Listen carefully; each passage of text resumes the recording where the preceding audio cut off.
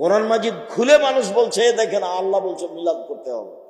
নবী মিলাদ করলেন না, সাহাবী করলেন না, তাবেঈ করলেন না, পৃথিবীর কোনো বড় বিদ্বান করলেন না। আর এখন মৌলানা সাহেব দেখাচ্ছে দেখেন আল্লাহ বলছে মিলাদ করতে।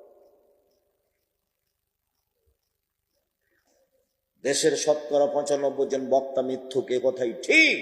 আপনি খালি বলেন না যে দেখেন আপনি আমার বক্তার মিথ্যা কথা দেখেন, তো খালি বলেন না সাহস করে, তারপর আমি দেখছি। দেশের ৯৮% জন মুফাসসির মিথ্যুক, ধর্মের নামে মিথ্যা কথা বলছে।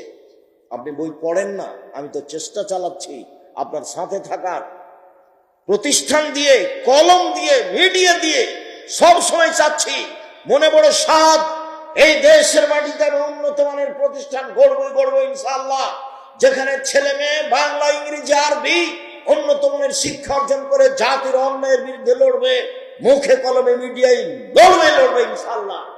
জীবন বাজি রেখে চেষ্টা চালিয়ে যাচ্ছি এবং তারা লড়ে যাচ্ছে। মুখে আছি, মিডিয়াতে আছি, কলমে আছি, দিন রাত আছি, কোন জায়গাতে জেনে শুনে সজ্ঞানে সরিষা সম পরিমাণ স্বার্থের আশ্রয় নিনি। উপরওয়ালা দেখছে ৯০ সাল থেকে না আজ পর্যন্ত একটা বাক্য স্বার্থে বলিনি। কোন স্বার্থ নেই এখানে, স্বার্থ একটাই, আল্লাহকে সন্তুষ্ট করা, আপনাকে পরকালমুখী করা। যেহেতু মরতেই হবে এটা আপনি বুঝছেন, তারই মানে পরকালমুখী। কেন আপনি দোকানে বসে আড্ডা পিটা মানুষের বদনাম করেন? আপনি কি বুঝেন? আপনি কেন বললেন যে ওই চেয়ারম্যান খারাপ? মুখ খুললেন কেন?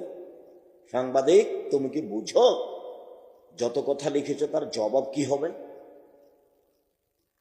এই ছেলে, তোমাকে বলি, তোমার বন্ধু সাংবাদিক, শুনে যাও, তাকে বলে দিও। এদিকে দেখো, রাসূল সাল্লাল্লাহু আলাইহি ওয়াসাল্লাম বলেছেন, মান সাতারা মুসলিমান সাতারাহুল্লাহু ফিদ দুনিয়া ওয়াল আখিরা।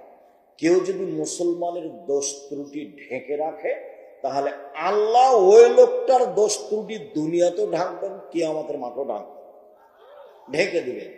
আর একটু দেখো,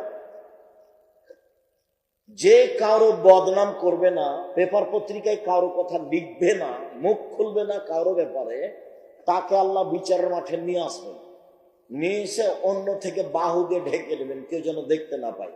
নিজে আল্লাহ নিয়ে তার খাতাটাকে দেখাবেন, দেখো তো এই পাপ তুমি চিনতে পারো, দেখো তো এগুলো পাপ চিনতে পারো, জি এগুলো আমারই পাপ। তো তুমি কি আমাকে কিছু বলতে চাও? জি না, আমি কিছু বলতে চাই না। তো তুমি কি মনে করো যে আমার ফেরেশতারা অন্যায় লিখেছে?